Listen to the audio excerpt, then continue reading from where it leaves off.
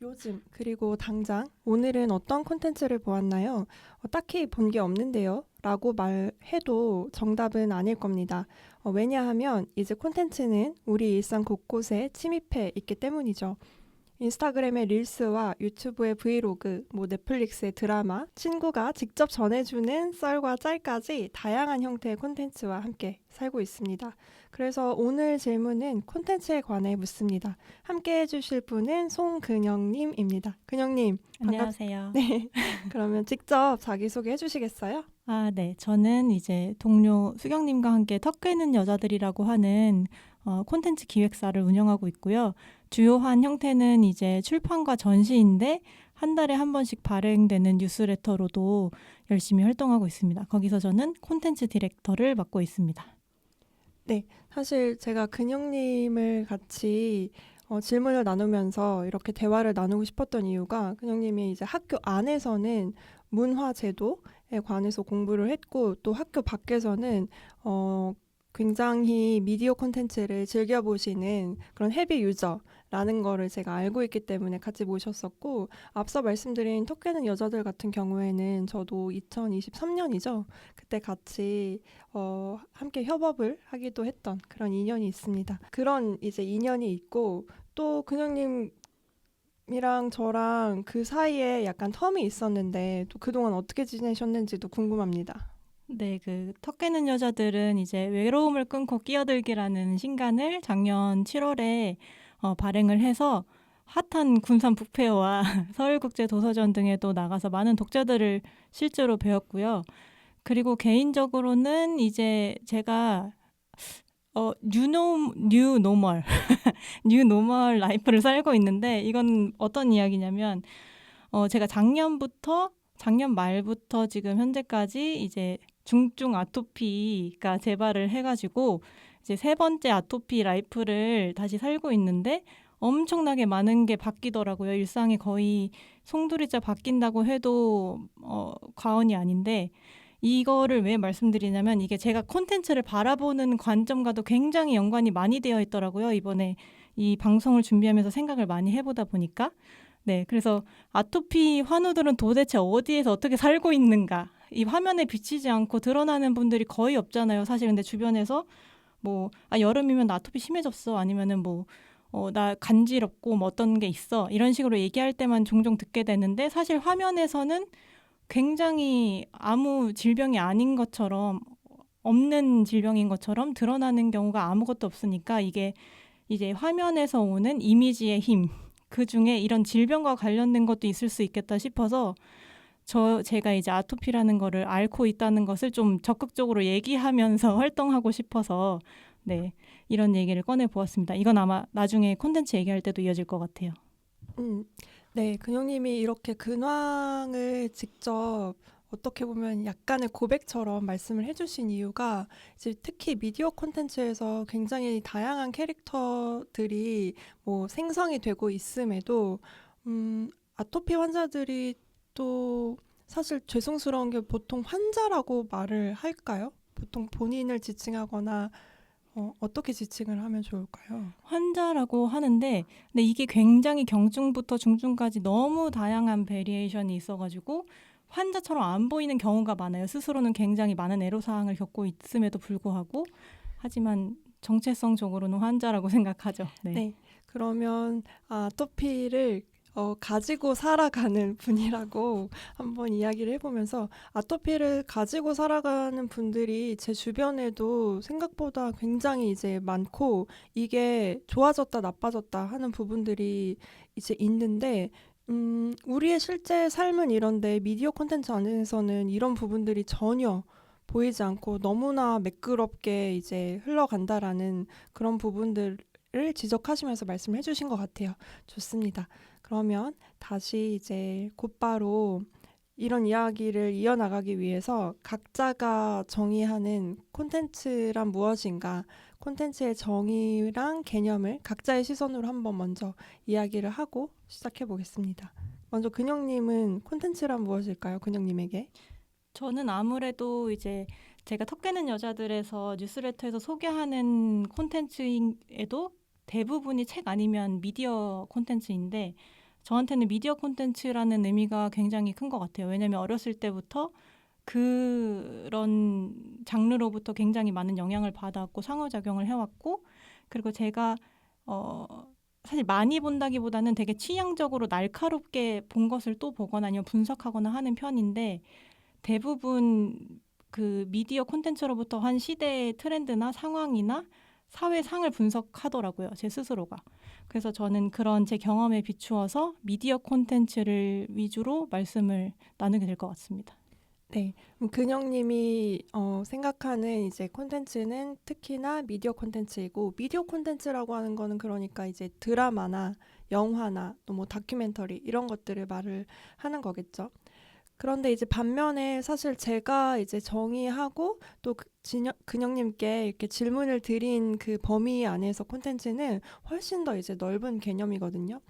제가 이 콘텐츠의 개념을 좀 생각해 보다가 어원을 좀 찾아봤는데 라틴어로 콘텐투스 이렇게 읽고 그 내용은 안에 담겨 있는 것이라는 뜻이라고 해요. 그러니까 저는 이런 맥락에서 콘텐츠를 그냥 할 말이 있는 거, 할 말이 있는 것이 바로 콘텐츠다라고 정의를 했고, 그래서 때로는 만약에 침묵이 전하고 싶은 내용이 침묵이었다면은 그 침묵마저 콘텐츠가 될 수 있다고 생각을 합니다. 따라서 제가 정의한 콘텐츠는 조금 더 이제 철학적, 미학적 관점으로 넓게 본 것에 가깝다. 이렇게 생각하시면서 저희의 대화를 들어주시면 좋을 것 같아요. 그래서 바로 첫 번째 질문으로 어, 근영님의 삶에 지대한 영향 또는 강력한 변화를 미친 콘텐츠가 있다면 무엇이고 그것이 나를 어떻게 바꾸어 놓았을까요? 혹시 가위손이라고 하는 영화를 어, 아시나요, 진영님? 굉장히 고전에 속하는 네, 네. 영화죠. 보니까 새삼스럽게 찾아보니까 90년에 딱 개봉한 영화더라고요. 찍힌 영화더라고요. 이게 팀 버튼 감독의 초기 영화이고 이제 조니 뎁이 이제 가위손이라고 하는 인조인간으로 등장하는 영화인데 아마 제가 초등학생 때 이걸 봤던 것 같아요. 초등학생 즈음 그것도 저학년 때. 왜냐면 제가 거의 태어나던 시점에 만들어진 영화이기 때문에 근데 이게 굉장히 충격적으로 다가왔던 게 일단 미적으로는 그 팀 버튼의 약간 동화적인 기괴함이 있거든요. 그게 굉장히 충격적으로 다가왔고 그리고 이 콘텐츠로 하여금 제가 어떤 콘텐츠를 바라보는 관점 저희가 나중에도 얘기하겠지만 리터러시와 관련된 그런 저만의 관점을 형성한 그런 계기가 된 영화인 것 같아요. 이게 왜냐하면 그 가위손이라고 하는 캐릭터가 손이 이제 말 그대로 가위로 이루어진 인조인간인데 이것 때문에 발생하는 이제 사람들과의 불화도 생기고 또 때로는 이것 때문에 관계가 형성되기도 하거든요. 이게 어떤 간략하게 말씀드리면은 이제 한 과학자가 고립된 성에서 가위손이라는 인조인간을 발명하고 죽어버려요. 그래서 이제 영업직을 뛰는 팩이라는 여사가 이제 그 성에 방문했다가 가위손을 발견하고 자기 집으로 데려오게 됩니다. 그러면서 이 가위손이 과학자가 아닌 인류 문화를 처음으로 접하게 되는데 그 안에 또 킴이라고 하는 팩의 딸인 캐릭터가 있는데 가위손이 이 킴과 굉장히 애착 관계를 형성하게 되는데 그 과정에서 이제 킴은 가위손을 이제 에드워드라고 하는 이 가위손 캐릭터를 계속 그 사람들 안으로 끌고 오려고 하고 근데 그 주변인들도 보면 가위손인 에드워드랑 관계를 형성할 때 자기들에게 도움이 되는 이를테면 정원을 관리한다던가 이 친구가 굉장히 천부적인 재능을 보이거든요. 너무 손이 가위이기 때문에 이걸 다루는 게 너무 매끄러워서 정원을 관리한다던가 머리를 잘라준다던가 할 때는 굉장히 우호적인 태도를 취하다가 그 외의 경우에는 에드워드는 철저히 고립되는 고독감을 느끼는 그리고 심지어 거기에 킴의 남자친구와 또 불화가 생기면서 굉장히 외로움을 느끼게 되는 캐릭터인데 이 내용으로부터 이 캐릭터로부터 제가 마이너리티라고 하는 정체성을 약간 처음으로 그게 뭔지도 모르면서 느꼈던 것 같아요. 그 사람들이 느낄 수밖에 없는 외로움 같은 것들을 그때 처음 느꼈던 것 같고 그리고 저의 영화적 취향 또 이 과이손으로 처음 형성된 것 같은데 굉장히 표면적인 그 스토리 라인뿐만 아니라 그 너머에 은유가 있는 그런 작품이잖아요. 근데 제가 이렇게 레이어가 층층이 쌓여 있는 콘텐츠를 좋아하더라고요. 근데 그 기원을 거슬러 올라가면 이 에드워드라는 캐릭터와 가위손이라는 영화로부터 시작된 것 같다는 생각을 많이 합니다. 굉장히 정확한 콘텐츠가 나와서 저는 흥미롭게 이제 들었거든요. 이것도 사실 반면에 저는 좀 근영님과 좀 다른 대답을 드릴 수밖에 없을 것 같은데요. 저는 그런 강력한 한방에 이제 콘텐츠가 없고 사실 또 없다고도 생각을 해요. 이게 이제 무슨 얘기냐면은 사실 인생 전체를 놓고 봤을 때 어떤 되게 커다란 사건 아니면 강력한 한방 어떤 특정한 계기 이런 거 자체가 저는 인생에서 과연 있을 수 있는 것이냐라는 그런 의문을 항상 품고 이제 살다 보니까 결론적으로 제가 하고 싶은 이야기는 차라리 이제 고만고만하게 되게 의미 있는 콘텐츠들이 계속 제 안에 축적이 되면서 거기로부터 어떤 일관성이 추출이 되는 것 같아요. 그래서 그 일관성이나 가치관이 이제 저의 인생을 결국에는 바꾸어 놓는 것 같습니다.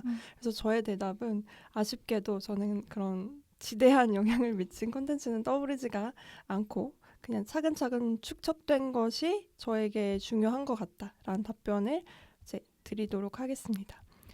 그리고 아까 짧게 이제 문해력 이야기를 해주셨는데 리터러시를 이제 바꿔서 문해력이라고 말을 할게요. 그래서 문해력이라고 하는 게 또 얼마 전 또 최근에도 계속 이제 회자가 되고 있는 내용이에요. 문해력을 좀 찾아보니까 비판적으로 수용하고 해석할 수 있는 능력이라고 하더라고요. 그래서 이 콘텐츠 문해력 을 기를 수 있는 어떤 개인 단위나 공동체 단위의 구체적인 좀 노력 같은 게 있을 수 있을까라는 생각이 또 들었고 그리고 이제 아무래도 근영님이 문화제도에 대해서도 연구를 해본 과거가 있으니까 제도적인 측면에서의 노력은 또 어떤 게 있을까 궁금합니다. 제가 아까 가위손이라는 영화로부터 리터러시를 조금 느낀 것 같다고 말씀을 드렸던 게 저는 그 에드워드라는 캐릭터가 너무 저 같았어요. 왜냐면은 그 당시 이미 제가 아토피를 앓고 있었고 근데 거기서 오는 약간 내가 정상의 범주에 속하지 않는다는 감각을 약간 그 캐릭터로부터 은연중에 연결되었던 것 같고 그러면서 그때의 그 이입하는 공감 능력 그런 것을 키웠던 게 느꼈던 게 제가 콘텐츠를 볼 때 굉장히 많은 영향을 미쳤다고 생각하는데 지금까지 그래서 이제 개인의 노력이자 공동체적인 노력에서는 뭐가 있을까라고 생각해 보면 어떻게 보면 되게 단순한 건데 콘텐츠를 이입해서 본다. 단순하게 재미로만 보지 말고 이입해서 본다. 왜냐면 이입을 하려면 거기에 나라든지 아니면 주변인을 대입할 수밖에 없거든요. 이를테면 나라도 현재의 내가 아니고 뭐 내가 노인이 되었을 때 나라든지 아니면 어렸을 때 나라든지 아니면 뭐 엄마라든지 친구라든지 대입을 하다 보면 이게 남 얘기 같지가 않고 공감될 수밖에 없어요. 그러면서 오는 이 똑같은 표면적인 내용을 다른 각도에서 보게 되는 거는 약간 그렇게 이입하면서 어떤 연결이 발생했을 때인 것 같고 근데 이게 한편으로는 지금 되게 어렵잖아요. 요즘 되게 이입해서 콘텐츠를 보기가 어려운 시대라고 생각을 해요. 왜냐면 결국엔 이게 다 에너지이기 때문에 근데 이 에너지를 쓸 여유가 없는 거야. 현대 사람들이. 너무 하루에 지치고 하다 보니까 단순하게 재미있고 그러면서 이제 도파민 콘텐츠들이 뜨기 시작하는 것 같아요. 제 생각에는. 제가 굉장히 공감이 가는 게 저는 이입을 너무 많이 하는 측면이 있어서 맞아요. 제 삶이 너무 힘들어졌다는 생각이 실제로 들어서 더 이상 이입하면서 보지 않으려는 노력을 좀 하게 된 측면이 있는 것 같아요. 이것은 어쨌든 허구의 스토리이다. 라는 것을 굉장히 많이 이렇게 일부러 생각하면서 이제 보게 된 측면이 있어서 또 공감이 되기도 합니다. 제가 부모님이랑 뉴스나 이런 걸 보다 보면 부모님이 어느 순간부터는 안 좋은 뉴스를 안 보려고 하세요. 그리고 약간 무거운 이야기 스토리를 보고 싶지 않아 하시거든요. 영화더라도. 근데 그게 왜 그럴까 생각해보면 그게 다 그 이입이 되기 때문인 것 같아요. 이입이 되는데 그 에너지를 견딜 그게 없는 거야. 그 어머님들이 일상에서 지금까지 살아오시면서 수많은 에너지를 이제 분산하고 이제 몰두하고 집중하고 하셨는데 그러고 보니까 좋은 것만 보고 싶은 거야. 그래서 꽃이 좋고 산이 좋고 이해가 됩니다. 네. 그러면 근영님의 어쨌든 의견으로는 개인적인 공동체적인 노력은 문해력을 기르기 위해서는 이입을 해야 한다. 그런데 그 이입을 하려면 기본적인 에너지가 필요하기 때문에 사실 그 에너지를 좀 채울 수 있는 개인적인 노력도 필요하고 어떤 사회적인 움직임도 필요하지 않을까. 이렇게 정리를 해볼 수가 있겠네요. 네, 근데 이 에너지가 개인적으로는 찾기가 쉽지 않은데 이래서 좀 제도적인 측면에서 결국 사람들은 재미있으면 반응할 수밖에 없기 때문에 도파민이 터지는 콘텐츠에도 반응을 해요. 볼 수밖에 없어요. 근데 이때 이제 콘텐츠의 사회적 역할이 좀 중요해지는 것 같은데 그런 식으로 이제 바이럴이 되고 뷰스가 찍히는 것도 물론 중요하지만 사실 사회 그 콘텐츠라는 것이 제도적으로 어떻게 이 시청자들을 유도하느냐도 되게 중요한 역할이라고 생각을 하거든요. 사람들이 쇼츠를 좋아하지만 롱폼 콘텐츠로 어떤 내용을 담을 것이냐, 다큐로 어떤 거를 계속해서 보여줄 것이냐, 노출시킬 것이냐 이게 굉장히 중요한 역할이라고 생각하는데 요즘 콘텐츠들이 저는 되게 세 가지 부류 안에 다 들어가는 것 같아요. 그게 어떻게 보면 하나는 불행을 전시하는 거, 하나는 선망을 유도하는 거, 하나는 먹방. 아, 그냥 먹방. 먹방. 네, 먹는 거. 맞아. 이 세 가지 안에 거의 다 들어가고 그리고 이 세 가지가 통한다는 거를 느끼는 순간부터 서로를 카피하기 시작하는 그런 프로들이 너무 많아져서 근데 또 그게 먹히기도 하고요. 어쩔 수 없이. 도파민이 있는 콘텐츠가 사실은 근데 이게 보는 사람들 입장에서도 불행과 선망을 전시하는 콘텐츠가 볼 때는 즐겁지만 자기도 모르게 정신적 에너지는 되게 많이 고갈되는 콘텐츠거든요. 근데 이러한 상황에서 먼저 이제 제작자들이 콘텐츠의 다양성을 좀 추구할 필요가 있지 않나라는 생각을 해요. 왜냐하면 콘텐츠 안에 사실 이렇게 얘기하면 어떨지 모르겠지만 전 정치랑 똑같다고 생각해요. 왜냐하면 대의성이 없어. 콘텐츠 안에 내가 없어. 그러면은 나랑 동떨어진 것밖에 나올 수가 없거든요. 콘텐츠 안에서 나를 찾을 수 있어야 되는데 그러기 위해서는 다양한 시도가 필요한데 제도적으로 이게 그 내막은 알 수 없지만 약간 콘텐츠 판에서도 개인 제작자의 책임이라기보다는 실패할 기회를 안 주는 것 같아요. 이게 한국 사회의 고질적인 문제인데 콘텐츠 판 안에서도 새로운 시도를 할 가능성이 거의 없지 않나. 바로바로 뷰스가 찍히거나 바로바로 어떤 숫자로 증명되지 않으면은 통과되지 않는 약간 그런 사회가 아닐까라는 생각을 해보고 이게 이를테면은 넷플릭스라는 거대한 OTT 기업이 나오면서 좀 새로웠던 점이 굉장히 메가 히트를 하는 그런 작품이 있는 반면에 거기서 회수한 이익으로 굉장히 시도적인 실험적인 콘텐츠도 제작할 수 있는 환경이 됐잖아요. 넷플릭스 같은 경우는. 그러면서 다양성을 추구할 수 있는 그런 플랫폼이 된 거고 왜냐하면 넷플릭스는 매 경년으로 2년마다 다양성 리포트라는 것도 발행을 하고 있거든요. 얼마나 자신들의 그 콘텐츠 안에서 다양한 인물들이 그려지고 있는지 이전에 없던. 그게 설령 어떤 시청률적인 측면에서는 리스크가 있다고 하더라도 그걸 추구할 수 있는 환경이 갖춰지는 거죠. 뭐 오징어 게임 같은 도파민이 있는 콘텐츠더라도 그게 메가히트를 함으로써 이제 뭐 다큐멘터리를 제작할 수 있는 수익을 거두게 되는 거고. 근데 이게 국내 콘텐츠 제작사, 기존의 방송사들 안에서는 이런 구조가 아직은 밸런스가 이제 투자에 의의를 두는 콘텐츠랑 수익을 회수해야 되는 콘텐츠가 밸런스가 조금 떨어지지 않나 그런 생각을 해봅니다. 그래서 여기서는 좀 더 이거는 제작사들 측면에서도 과제일 거예요, 아마. 이 수익을 조금 더 포기하더라도 어떻게 갈 것인지 아니면은 그 외의 방면에서 새로운 구조를 BM 구조를 만들던지 약간 이런 노력이 필요하다고 저는 생각을 합니다. 그럼 근영님이 이제 말씀하신 제도적 측면의 노력이라는 거는 결국에는 좀 재분배에 가까운 그런 맞아요. 개념인 것 같아요. 재분배에 가깝고 그리고 이제 이런 좀 생각도 드는데요. 그러려면 그런 재분배가 가능해지려면 이제 시청자 입장에서도 이 콘텐츠를 도파민의 측면 또는 상업적인 성공의 측면으로만 되게 평가하고 회자하는 것이 아니라 시청자와 언론이 이런 것들로만 평가하는 것이 아니라 정말 그 작품이 가지고 있는 어떤 다양성 또는 더 큰 의미 이런 것들에 대해서 조금 더 활발하게 나누고 그런 환경이 만들어지면은 사실 제도적으로도 그런 변화가 좀 더 용이해지지 않을까, 쉬워지지 않을까 생각을 해봅니다.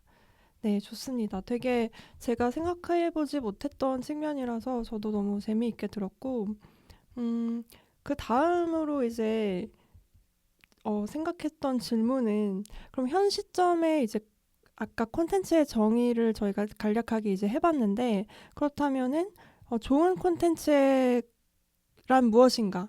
이제는 이제 콘텐츠를 어쨌든 정의를 좀 해봤다면 좋은 콘텐츠라고 하는 게 무엇인가 그 기준에 관해서 좀 이야기를 해보고 싶어요. 그래서 먼저 제가 생각했던 좋은 콘텐츠의 기준은 현재에서는 이제 과거에는 저는 여전히 그럴지도 모르지만 확산도보다는 차라리 약간 상호작용도가 결국에는 좋은 콘텐츠의 기준으로 평가되어야 되지 않나 그런 시점이 오지 않았나 이렇게 생각을 하고 있는데요. 따라서 얼마나 이제 널리 퍼졌는지 만큼이나 얼마나 의미 있는 그 상호작용을 만들어냈는지가 좋은 콘텐츠의 기준인 것 같습니다. 그러면 이제 근영님께서는 의미 있는 상호작용이라는 건 구체적으로 뭐라고 생각을 하시는지, 그리고 또 콘텐츠에서 이런 의미 있는 상호작용을 만들어내기 위해서는 뭐 어떤 전략이나 조건이나 그런 구성 요소가 필요할지 한번 생각을 해보실 수 있을까요? 일단 방금 진영님이 말씀하신 콘텐츠의 변화, 어떤 무엇이 더 중요한가 이게 너무 공감 가고요. 왜냐면은 약간 이제는 목적형 시청에서 발견형 시청으로 넘어갔잖아요. OTT 플랫폼이 워낙 활성화되다 보니까 너무 많은 정보의 홍수 안에 있고 그 안에서 그만큼 얼마나 상호작용이 굉장히 어려운 것 같아요. 그 들어가서 짧은 포스터, 단면적인 포스터라든지 그냥 그 개요가 궁금해서 눌렀을 때 뜨는 짧은 예고편 안에서 시청자랑 연결이 되어야 커넥트가 되어야 이제 보기 시작하는 건데 그만큼 되게 콘텐츠들에게는 큰 과제가 아닐 수 없는 상호작용이라는 게 그렇게 생각을 하고 이랬을 때 의미 있는 상호작용이란 무엇일까 생각하면 상호작용에 성공하기 위해서는 일단 지금 시청자들이 너무 많은 콘텐츠들이 있기 때문에 눈도 굉장히 높아졌고 일단 각본이 짜치지 않은 것은 너무 너무 당연하고 그 외에 어떤 의미가 있을까라고 생각하면 재미도 있겠지만 제가 콘텐츠를 보는 관점 안에서는 미학적으로 충격이 있거나 아니면은 사회적 이슈를 트렌디하게 잡아냈거나 이 둘 중에 하나를 충족해야 상호작용에 성공하지 않나? 약간 그런 생각이 들어요. 왜냐하면 최근에 어떤 성공했던 작품들, 되게 의미 있는 작품들을 떠올려 보면 서브스턴스라든지 뭐 추락의 해부라든지 이런 큰 규모가 아닌 작품 안에서도 흥행에 성공하는 의미 있는 성공을 하는 그런 작품들이 많이 늘어났고 그리고 그 굉장히 뭐 이를테면은 네임드인 봉준호 감독님이라든지 박찬욱 감독님이 너무나 상징적으로 한 분은 사회학 전공이고 한 분은 미학 전공이시잖아요. 철학 전공. 그러다 보니까 그 둘 중에 하나로는 시청자에게 어떤 충격이나 울림을 줄 수 있어야 사람들이 상호작용을 할 수 있는 것 같아요. 그리고 앞에서 그 시청자들도 어떤 그런 자신의 소감을 활발하게 나눌 수 있는 게 환경이 되어야 되지 않을까요? 진영님 말씀해 주셨는데 사실 굉장히 많이 하고 있다고 생각하거든요, 저는. 왜냐하면 트위터라는 엄청난 플랫폼이 있기 때문에 서브스턴스와 추락의 해부의 흥행도 굉장히 트위터의 어떤 화력을 많이 받았었고 그 안에서는 굉장히 많은 이슈와 거기에 연결된 콘텐츠 나눔이 굉장히 활발하게 일어나요. 근데 이제 콘텐츠라는 시장 자체의 주요한 소비자가 무시할 수 없이 여성인데 그 여성들은 최근 사회 이슈에 되게 트렌디하게 민감하게 반응하거든요. 그리고 그게 굉장히 무겁게 받아들이는 게 아니라 내가 마땅히 그냥 트렌드를 쫓아야 하면 이것도 알아야 돼. 약간 이렇게 생각하는 지점이 있는 것 같아요. 그래서 이 사회적 이슈에 굉장히 기민하게 반응하는 이분들한테 앞서 말했던 어떤 콘텐츠 안에서 대의성을 그 사람들의 공감 능력을 어떻게 요소를 넣을 것이냐 약간 이런 것들이 굉장히 필요하지 않나라고 생각을 합니다. 근영님이 이제 답변 들으면서 아까 맨 처음에 말씀하셨던 가위손도 잠깐 생각이 났는데 이런 측면에서 가위손은 좀 미학적인 쇼크를 굉장히 충족하면서 근영님과 상호 연결이 된 게 아닐까 생각이 들고 그리고 또 근영님의 상호작용이라는 거를 좀 정의를 들여다보면은 어떻게 보면은 이 사람들을 좀 후킹하는 거네요. 일단은 후킹을 해야지 좀 상호작용이 되는 것이다. 이렇게 맞아요. 또 보고 계신 것 같아요. 그러면서 제가 좀 파생 질문이 하나 생각이 이제 난 게, 그럼 이제 이런 콘텐츠의 이제 전략이 이제 우리가 이제 흔히 말하는 진정성 있잖아요. 그러니까 콘텐츠에 굉장히 요즘엔 또 진정성이 있어야 된다라는 음, 이야기를 이제 많이 하는데 이런 진정성을 포함한 우연. 그러니까 그래서 결론이 이제 뭐냐면 이 콘텐츠의 전략이 진정성을 포함한 우연에 의해서 작동이 될까? 아니면 그냥 정말 이런 분석을 통한 그 전략 그 자체로 작동이 되는 걸까? 이런 궁금증이 생겼어요. 조금 더 이제 쉽게 풀어서 질문을 해보면, 그러니까 진정성이라고 하는 우연이 그래도 콘텐츠의 어떤 성공에 더 영향을 많이 미치는 것 같냐? 아니면 정말 방금 말씀하신 이런 전략들을 분석해서 적용하는 것이 더 영향을 많이 미치는 것 같냐? 이런 질문인 거거든요. 음. 근데 제 개인적으로 생각했을 때는 두 개가 연결되어 있지 않나요? 이를테면은 말씀해주신 전략을 가지고 있는 것들이 우연에 노출되었을 때 후킹을 하는 거라고 저는 생각하거든요. 그래서 사실 어떤 요소도 의도한 어떤 전략이 없는 콘텐츠가 후킹이 되는 경우는 그게 바로 도파민이다. 그게 아, 바로 그냥 도파민의 경우다. 도파민? 음, 너무 자극적이고 재밌다. 여기에 이제 표면적으로 재미를 쫓을 수 있죠. 근데 그게 틀린 게 아니라 그렇게 상호작용이 될 수 있고 그런데 이를테면은 뭐 약한 영웅이라든지 그 서브스턴스도 굉장히 사회 이슈와 연결되어 있는 것들이었잖아요. 그게 의도된 전략이라고 해야 될까? 의도된 요소가 없지 않고 그런 것들이 우연히 노출되었을 때 한 명의 시청자를 만나고 두 명의 관객을 만나고 할 때 그 관객들이 굉장히 활발하게 상호작용하면서 그게 퍼져나가는 입소문으로 퍼져나가는 그런 나비 효과를 불러오는 거라고 생각을 해서 전략 없는 콘텐츠가 우연을 만난다고 한들 그게 이를테면 준비되지 않았던 사람한테 기회가 왔을 때 그게 어, 어떤 결과로 이어지느냐? 약간 이런 것도 생각이 나네요. 네. 그러니까 근영님은 전략은 이제 기본이고 그렇기 때문에 그것이 이제 기회, 우연을 만났을 때 어떻게 보여지느냐 이런 거를 말씀해 주신 것 같은데 제가 조금 더 세부적으로 말씀을 드리면 어, 그러니까 진정성이라는 것은 있는데 이런 전략들을 다 내포하지 않을 수도 있잖아요. 음, 음, 음. 그런 경우는 또 어떻게 보세요? 이를테면 어떤 예시의 콘텐츠가 있을까요? 전략. 예시의 콘텐츠는 딱히 떠오르진 않는데, 그러니까 음. 정말 진정한 마음으로 뭔가를 근, 만들기는 했는데, 네. 그게 약간 미학적으로나 아니면은 사회적인 그런 이슈의 트렌드를 읽지 못했어. 또는 아니면 뒤처져 있거나 너무 앞서갔거나.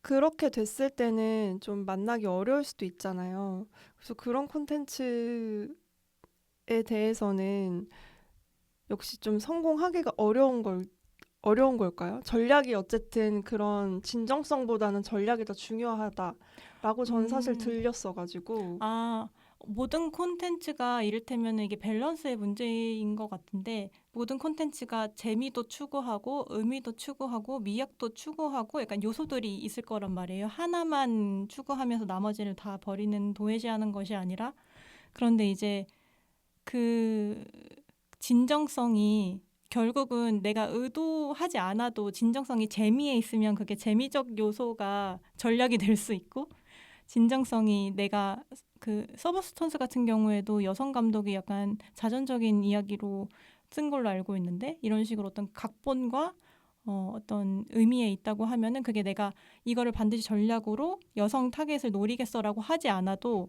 자연스럽게 그게 전략적으로 반응을 하게 되는 게 아닐까?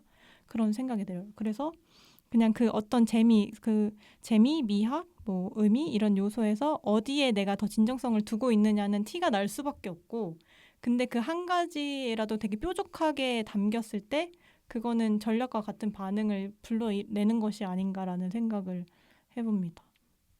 굉장히 다시 해주신 답변이 이해가 되고, 사실 이런 파생 질문이 생각이 난 거는 좀 제 개인적인 어떤 경험이자 이제 궁금증이었는데, 저 아무래도 근영님은 앞서 말했듯이 미디어 콘텐츠로 좀 상정한 채 대답을 하시는 측면이 있고, 저는 음, 콘텐츠를 되게 넓게 생각하면서 이제 질문을 드린 건데, 저는 좀 동시대 미술을 어, 빠순이잖아요. 동시대 미술 그쵸, 그쵸. 빠순이잖아요.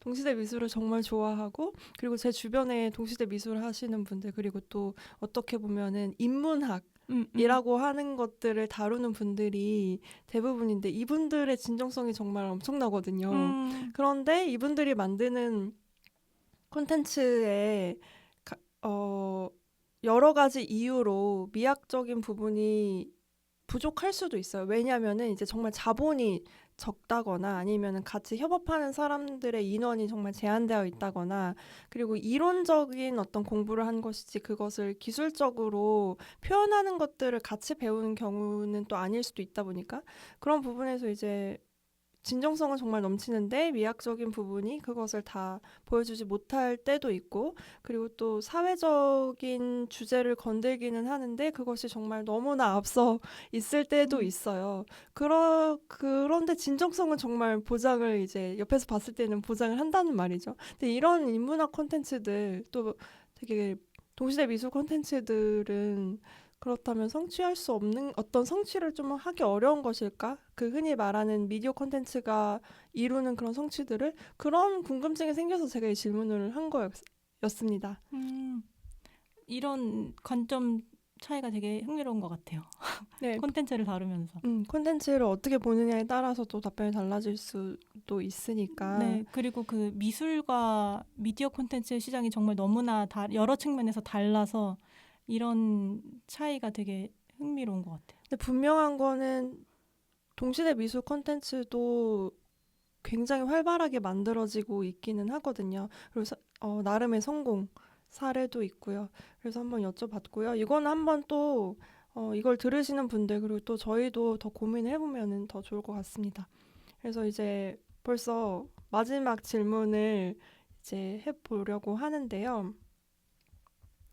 근데 저 개인적으로 네, 궁금한데 네네. 진영님의 생각하시는 그럼 진영님은 콘텐츠를 이제 동시대 미술로 상정했을 때 그 전략과 진정성이 어떻게 해야 그게 이렇게 관객과 의미 있는 상호작용으로 이어진다고 생각하시는지 궁금해요. 그게 굳이 어, 진정성이나 제가 앞서 말했던 진정성이나 전략이 아니더라도 어떤 요소가 필요하다고 생각하는지.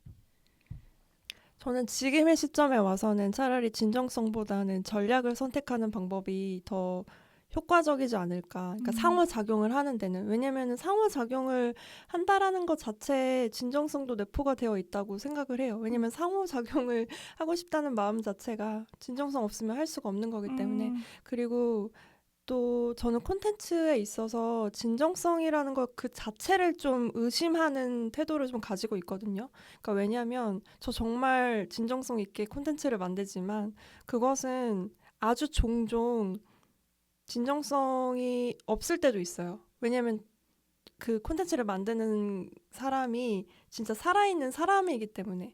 근데 그 순간에 이제 진정성이 좀 떨어진다거나 없다고 해서 그 전에 했던 모든 것들이 다 부정되는 것이 있기 때문에, 제가 그 책을 정독하지는 못했지만 제 기억에는 진정성이라는 거짓말인가? 음. 라는 그런 책이 있는 것으로 아는데, 그럼 이제 그런 제목에서도 느껴지는 그 뉘앙스를 생각해보면 이 진정성이라고 하는 것이 얼마나 이분법적으로 콘텐츠를 환원시켜버릴 수 있는가? 네, 음, 그런 생각을 하면서 차라리 진정성보다는 전략을 선택을 하고, 전략을 선택했다라는 것 자체가 또 아이러니하게도 이거를 성공시키고 싶은 진정성이 있는 거라서 맞아요. 네, 그렇게 한번 답변을 해보도록 하겠습니다. 진영님 얘기 들으면서 생각해 보니까 이게 주류적인 방법론은 아닐 수 있는데 제가 콘텐츠를 보는 방식이 진정성을 탐구하는 관객인 것 같아요, 제가. 그래서 이를테면 그 기준으로 어떤 콘텐츠를 바라보는 것 같고 저의 리터러시는 저는 그렇게 만든 이의 인터뷰를 많이 찾아보거든요. 그러니까 저는 콘텐츠 하나를 봤을 때 그 콘텐츠 하나로 판단하기보다는 그 사람의 히스토리를 약간 보는 것 같고 이전 작품까지 감안하는 것 같고 어떤 생각으로 이 사람이 이 장면을 연출했을까 이 사람의 어떤 개인사나 어떤 철학이 이런 요소를 넣게 만들었을까를 되게 생각하는 편인 것 같아요, 제가. 어쩔 수 없는 인문학도의 DNA인가 싶기도 하고 네, 그래서 그런 관점의 차이도 생기는 것 같아요. 그 근영님 이제 해주신 말씀이 전 되게 좋은 이야기라고 생각이 드는 게 사실 어떤 분들이 들으면 뭘 그렇게까지 해? 라고 할 수 있지만 사실 이런 방법이 이렇게 다층적으로 그리고 되게 심도 있게 뭔가를 파보는 경험이 콘텐츠를 더 재밌게 보는 방법이거든요. 그러니까 제가 말하고 싶은 건 이런 거는 귀찮은 일이 아니라 내 인생을 더 재밌게 만들어주는 일일 수 있다라는 생각이 들어서 한번 짚고 넘어가 보겠습니다. 그래서 이제 다시 마지막 질문으로 이제 이어가 보면은, 이 질문은 너무 길어서 제가 좀 적어와서 그냥 보고 읽을게요. 보고 읽겠습니다. 네. 콘텐츠는 제작자가 일정 수준의 의도를 가지고 기획된 산물입니다.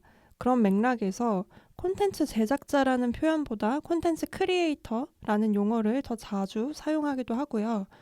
의도와 기획이라는 건 창조적인 자율성이 내포된 것을 의미하고 이는 예술 창작의 메커니즘, 승인 방식과도 같은데 특히 포스트 모더니즘 아래 장르와 매체 간의 경계가 흐려지는 동시대 미술 그리고 예술 이런 것들과 콘텐츠는 본질적으로 다를까요? 아니면 같을까요? 또 다르다면 무엇이 다르고 같다면 또 무엇이 같으며 본질은 뭐 같아도 또 무엇이 다른가? 요렇게 질문을 한번 해보도록 하겠습니다. 이 질문이 되게 오랜 고민을 하게 만든 질문이었던 것 같은데 제가 어쩔 수 없이 미디어 콘텐츠에 집중된 관객이어서 이 측면에서 생각을 해보면 저는 약간 그 미술을 볼 때도 미디어 콘텐츠를 보듯이 보는 것 같아요. 그렇게 생각했을 때는 본질적으로 그 질문 안에 답이 있다고 생각하는데 의도된 것을 은유적으로 표현한다는 점에서 본질적으로 같은 게 아닌가? 저는 여전히 동시대 미술을 보고 느끼고 해석하는 방법을 찾고 싶어 하는 개인이거든요. 그래서 이제 진영님이랑 미술 얘기를 할 때 굉장히 흥미로워하는 배움의 자세로 듣는 편인데 그렇게 봤을 때는 어떤 공통점이 본질적으로 있다고 생각을 하는 것 같아요. 그러니까 어떤 표현을 은유하는 것에 있어서는 이 둘이 굉장히 본질적인 공통점을 가지고 있지 않느냐 네. 이렇게 이제 보시는 거군요. 또 저희 대화가 좀 흥미로운 게 계속해서 이제 의견이 갈려요. 저는 본질적으로 다르다는 생각을 사실 하고 있거든요. 네네. 근데 이제 어떻게 이제 다른가 한번 이야기를 해보자면 저는 콘텐츠는 어떻게 생겨났냐면 할 말을 전하기 위해서 생겨난 게 콘텐츠라고 생각을 해요. 그러니까 그런데 이제 예술은 그냥 할 말이 있어서 발생을 했다고 생각을 하거든요. 그러니까 콘텐츠처럼 할 말을 전하는 거는 예술의 입장에서는 그 나중의 문제인 거지. 그냥 할 얘기가 있어서 예술을 한 거지. 이거를 꼭 전하려고까지는 먼저는 생각을 안 했던 거죠. 물론 이제 나중에는 당연히 예술이 관람객을 만나고 관람객이 직접 예술에 참여하기도 하고 이런 양상으로 이제 나아가지만 그래서 저는 그 동기에 있어서 전하려고 할 말을 전하려고 만들어진 건 콘텐츠 그리고 그냥 할 말이 있어서 만들어진 건 예술 이런 전달 방식 목적에 있어서는 좀 본질적으로 다르지 않나라는 또 생각을 이제 하고 그러면 사실 반론으로 이런 것들을 또 제기해 볼 수 있을 것 같았어요. 뭐냐면 그러면 뭐 미술사는 전하려는 목적, 전하려는 목적도 있고 또 다른 여러 목적으로 된 작품들도 있지 않냐, 그런 미술 사조들도 있지 않느냐, 이렇게 이제 말씀을 해보실 수가 있을 텐데, 그것에 대해서는 예를 들어서 미술사가 그 원시 벽화로부터 이제 시작이 되잖아요. 그리고 그거는 굉장히 주술적인 그런 의미가 있고, 그리고 또 뭐 농사를 잘 짓게 해달라고, 그리고 사냥을 잘 하게 해달라고, 이런 뚜렷한 목적이 있었고, 그러니까 할 말이 정말 그 전하기 위해서 생성된 것이잖아요. 미술사의 시작이 어떻게 보면은. 근데 우리가 지금 오늘날에 와서는 그것을 완전한 어떤 예술 작품으로 미술사의 시작점이라고 볼 수는 있지만, 보기는 하지만 완전히 예술 작품이다라고 그 영역 안에 굉장히 포섭해 놓지는 않는 경향이 있거든요. 그래서 그렇기 때문에 이런 동기가 본질적으로는 굉장히 다르다, 이렇게 이야기를 할 수 있지 않을까? 이런 생각을 좀 해봅니다. 들으면서 되게 흥미로웠던 게 어떤 게 떠올랐냐면 그럼 이게 이를테면 상업 영화와 독립 영화의 차이일까요? 그러니까 저는 독립 영화가 말씀해주신 할 말이 있어서 만든 미디어 콘텐츠이고 상업 영화가 뭔가를 전달하고 싶어서 만든 콘텐츠라고 볼 수 있을까라는 질문이 들면서 이게 무엇으로 이어지냐면 수익성을 굳이 생각하지 않아도 되는 독백인 걸까? 아니면은 그런 요소로도 연결이 될 수 있을까라는 궁금증이 일었어요, 순간.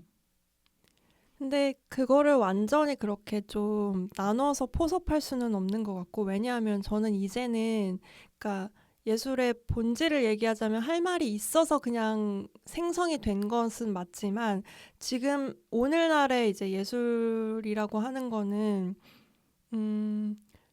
할 말을 전하는 것도 되게 중요한 것 같거든요. 그러니까 왜냐하면 나만 좋다고 하는 예술도 당연히 이제 있어요. 그렇지만 예를 들어서 정말 적극적으로 관객과 소통하기 위해서 만들어지는 예술도 분명한 어떤 가치가 있고, 이제 그 순수 예술의 영역으로 포섭이 되어 있는 상태이거든요. 그래서 그거를 또 그렇게 똑 나눈다고 해야 되나? 그렇게는 좀 어려울 것 같아요. 그러니까 어려울 것 같아요. 그래서 좀 다시 정리를 해보자면, 그러니까 본질이 다르다는 게 탄생의 계기가 다르다는 거지. 지금의 어떤 예술은 자기 표현이고 콘텐츠는 어쨌든 뭔가 목적을 이루기 위한 표현이야, 이렇게 하는 것이 아니라 그 탄생의 계기를 저는 본질적으로 다르다고 보는 것이죠. 그래서 그리고 또 표현의 충동이, 그러니까 내가 그냥 표현하고 싶은 어떤 충동이 있다고 해서 그것이 바로 예술로 연결되는 거는 아니잖아요. 그렇죠.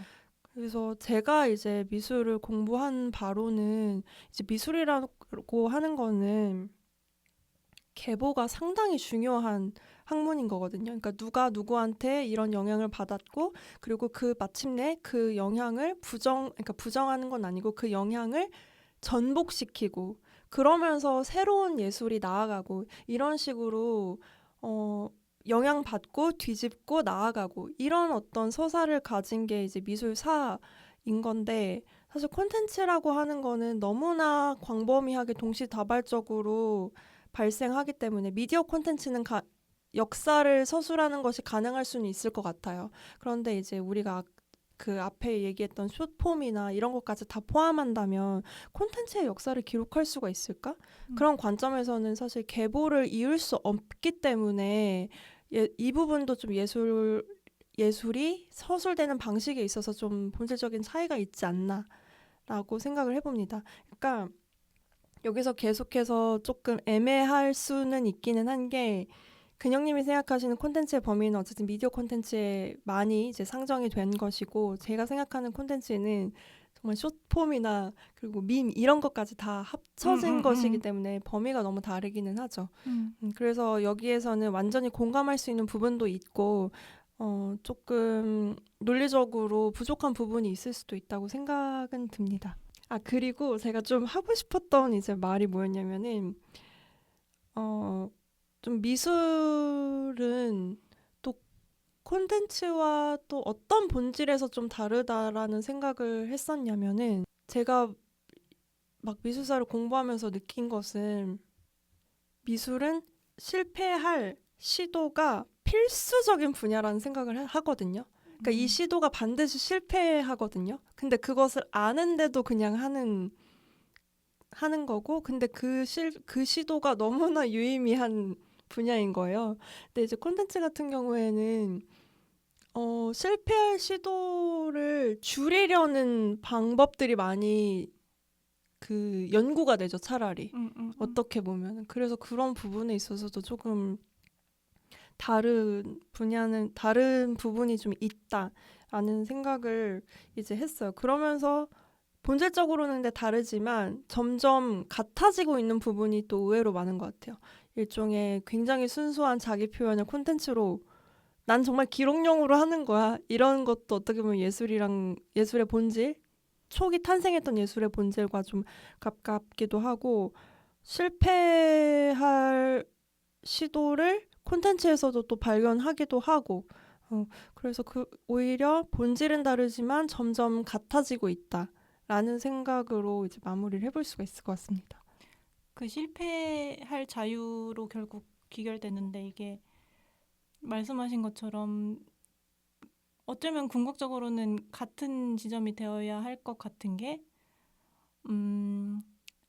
제가 앞서 말했던 것처럼 실패할 자유가 없는 데에서 미디어 콘텐츠가 일원화되는 것도 있잖아요. 근데 또 그래서 공공의 영역이 굉장히 중요한 게 예술이고 예술 안에는 콘텐츠랑 동시대 미술이 하나로 묶일 수 있는 것이고 결국은 그 실패하면서 의미 있는 것들을 창출해내는 게 동시대 미술뿐만 아니라 미디어 콘텐츠에서도 활발하게 이루어져야 할 과제인데 이를테면 그게 안 되고 있는 것이 현재의 문제라고 볼 수 있고 근데 또 제도적으로 올라가면은 그만큼의 공공 자원이 여기로 유입되지 않고 있다는 뜻도 되거든요. 그게 굉장히 좁은 문이고 거기에 선정되는 사람들의 어쩔 수 없이 거기서 산출되는 의미를 추구한 미디어 콘텐츠들의 수도 적고 그 콘텐츠들이 일반 대중에게 닿기까지 또 여러 개의 허들이 있고 하다 보니까 미디어 콘텐츠는 언제부턴가 진영님이 말씀하신 것처럼 실패를 최소한으로 리스크를 줄이고자 하는 결과물이 되어서 거기서 또 역설적으로 굉장히 예리하게 벼려져서 완성도 높게 만들어지는 것도 있는 것 같고 되게 아이러니하다는 생각을 많이 하게 돼요. 그리고 동시대 미술이 그 실패하는 것이 하나의 목적이 되는 유의미한 목적이 되는 장르라는 것도 되게 흥미롭게 다가오는 것 같아요. 이게 사실은 그 작업 과정이나 이것 자체의 그 특성을 살펴보면 또 납득이 가는 게, 그러니까 미술은 그냥 혼자 하고 혼자 망해도 괜찮잖아요. 그러니까 리스크가 적다고 하면 비교적 적은 거죠. 글쓰기도 사실은 좀 그렇고요. 근데 이제 오늘날 특히 미디어 콘텐츠라고 하는 거는 나뿐만이 아니라 여러 명의 생계가 달려 있고 업이 달려 있는 거기 때문에 당연히 이제 실패를 줄이는 방법으로 나아갈 수밖에 없고, 그런데 제가 아까 본질은 달라도 점점 같아지고 있다라는 게 사실 어떤 또 맥락이 있는 거냐면, 그래서 이제 그 적은 예산으로도 훌륭한 작품을 만들어가는 스튜디오들 이제 생겨나고 있고, 그리고 또 1인 콘텐츠 크리에이터들이 굉장히 많이 활동을 하고 있잖아요. 근데 이런 분들은 비교적 그렇게 대규모 미디어 콘텐츠를 만드는 그 산업 구조보다는 실패를 해도 좀 감수가 되잖아요. 그러니까 그거를 감당할 수 있는 거잖아요. 그러다 보면은 이렇게 더 다양해질 수밖에 없고, 그리고 그 본질적으로는 달라도 점점 같아지는 영역들이 생기는 게 아닐까 좀 싶어요. 그러면서도 이제 그 자꾸 상충되는 부분이 뭐냐면, 이렇게 개인 단위, 더 작은 단위의 콘텐츠들이, 미디어 콘텐츠도 그렇고 콘텐츠들이 이제 발생이 되고 만들어지는데, 그런데 점점 개인이 전략, 아까 말씀하셨던 미학적 전략이나 사회적 트렌드를 되게 기민하게 캐치하는 그런 전략들을 개인이 다 해내기에는 또 어려운 측면이 있어서 이게 굉장히 딜레마라는 거죠. 이게 다양성은 추구될 수 있는 환경이 만들어진 것 같으면서도 또 오늘날 이미 콘텐츠 시장이 너무나 전략적으로 그 정교하게 짜여져 있기 때문에 개인이 그 모든 전략을 다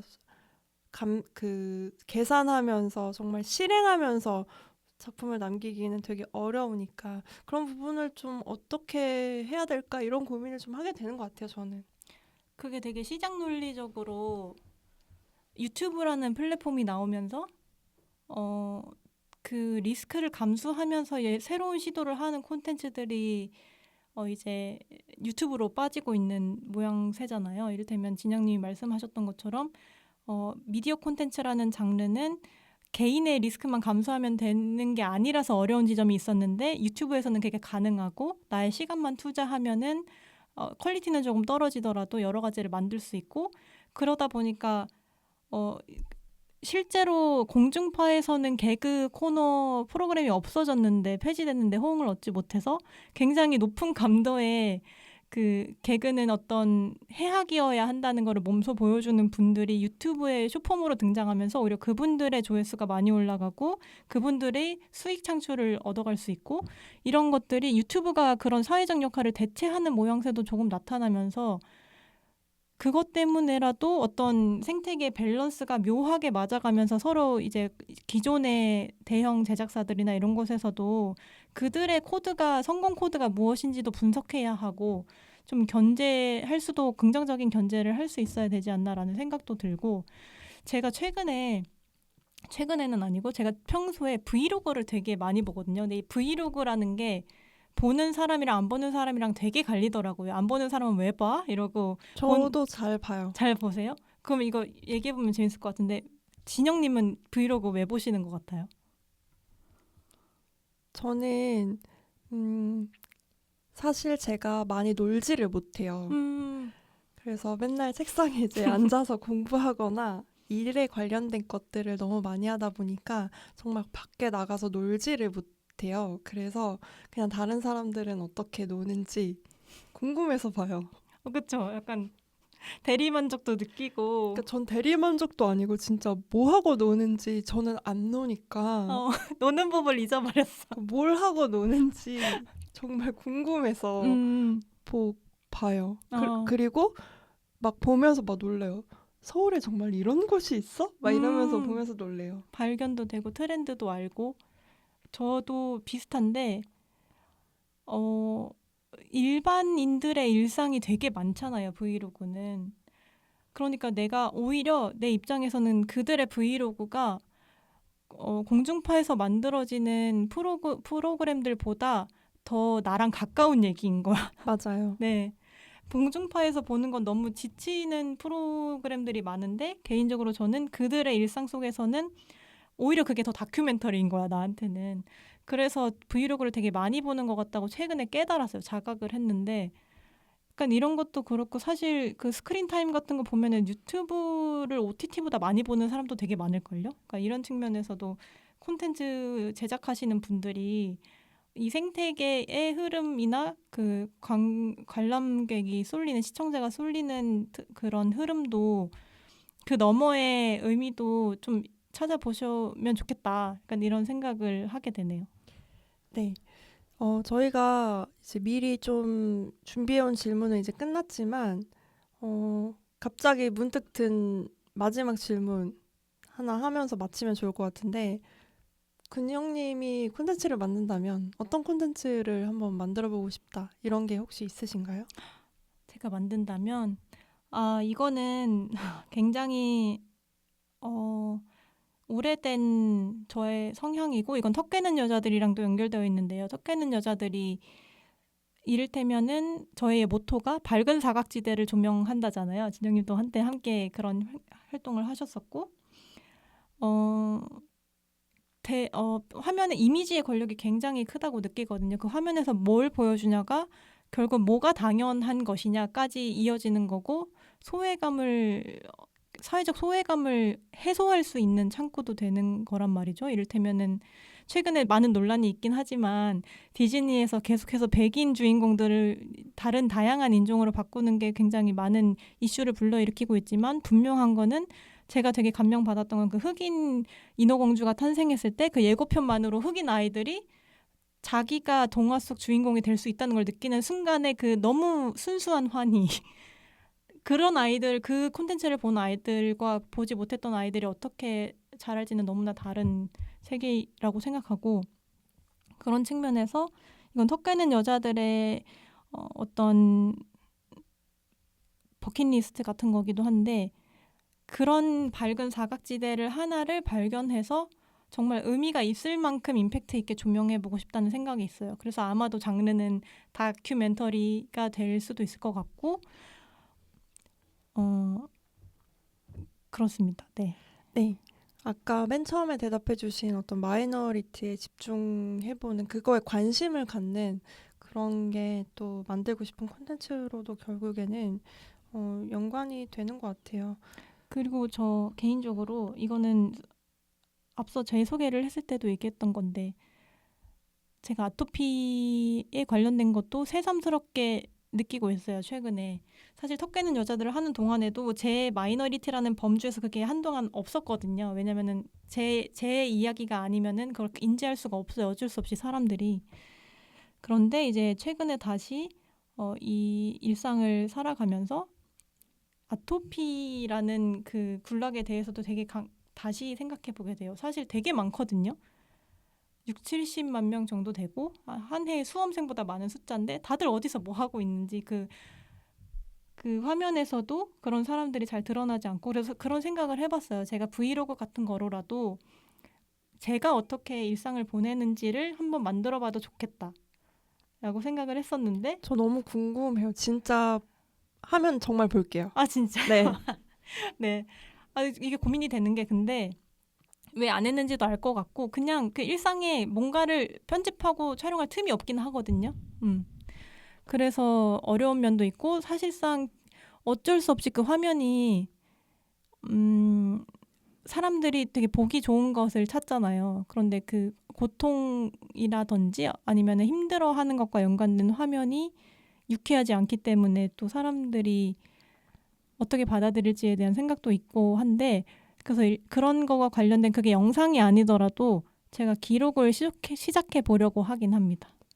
이게 사실은 직접적이고 되게 그 임팩트 있는 상호작용이 되기는 어려운 콘텐츠일 수도 있고, 그리고 우리가 아까 말한 그런 미학적 전략, 사회적 전략을 다 시도하지 못하다 보니까 어떻게 보면은 콘텐츠적으로 성공했나? 라는 것에 대답이 불분명할 수도 있어요. 그래도 이런 시도가 정말 필요하고 좋은 점이 있다라고 제가 피부로 느낀 계기가 이제 있었는데 저도 유튜브를 하고 있거든요. 네. 유튜브 채널이 있어요.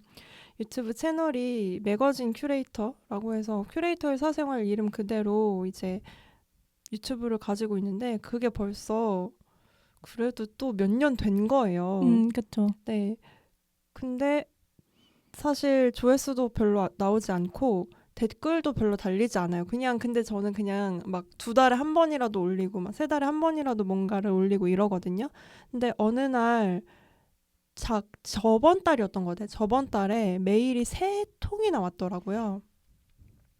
메일이 3통이 오고 그리고 댓글 예전 그 영상에 댓글이 하나 이렇게 달렸는데 정말 잠잠히 이 유튜브를 보고 있던 사람들이 저의 안부를 묻고 그리고 자신이 어디 취업을 했다거나 어떤 학교에 들어갔다거나 무언가를 새로 시작한 자신의 안부를 저한테 말해주고 싶었다고 얼굴은 몰라요.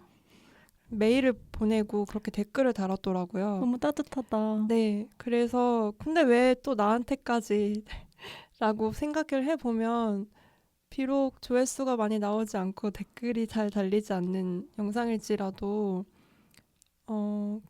기억하고 있었다라는 거죠. 제가 저의 할 말들을 그쵸. 제가 하고 싶었던 이야기들을, 그리고 마침 자기가 어떤 그런 순간에 다가왔을 때 이 사람한테 연락해 볼까? 얼굴은 모르지만 이렇게 떠올렸다라는 점에서 되게 의미가 있고, 저는 그런 것들이 실패를 위한 시도라고 음, 생각을 좀 많이 하는 것 같아요. 그래서 인생을 뭐 어떻게 사는 게 좋을까 뭐 그런 저런 생각을 막 하잖아요. 그러면은 실패를 위한 시도를 좀 많이 하면서 살면은 어차피 지금 뭐 따라잡지도 못하는데 그렇게 살면은 또 괜찮지 않을까 하면서 되게 행복했었어요. 그 안부 메일들을, 그 얼굴도 모르는 사람들의 안부 메시지를 받으면서 너무 놀랍고, 몇 년 전에 몇 년 전부터 저의 영상을 봤다면서, 또는 저의 글을 봤다면서. 근데 음. 정말 행복했을 것 같아. 아이디로 접할 때는 사실 그게 사람이라는 느낌이 없는데 그 너머에 그런 연결이 관계가 일어났을 때 개인적인 리터러시가 형성이 됐을 때 굉장히 크게 다가오는 게 있잖아요. 그게 되게 좋은 것 같아요. 그리고 결론은 우리 실패할 자유를 마음껏 누려야 이런 불특정의 우연들이 많이 일어나고 사회적 공감대가 형성되고 하니까 결론은 기승전 실패하자. 네, 좋습니다. 그러면 우리 근영님 오늘 함께 하신 소감 말씀해 주시면서 쿨하게 마치도록 할게요. 오늘 어떠셨나요? 오랜만에 콘텐츠를 바라보는 시선에 대해서 개인적으로 다시 회고하고 탐구해 본 것 같고, 그리고 저는 콘텐츠를 굉장히 많이 자주 보는 사람이라기보다는 저한테 취향에 부합하는 어떤 기준을 가지고 거기에 해당되는 콘텐츠들을 찾고 탐구하고 발견하는 것을 멈추지 않는 시청자에 가까운 것 같아요.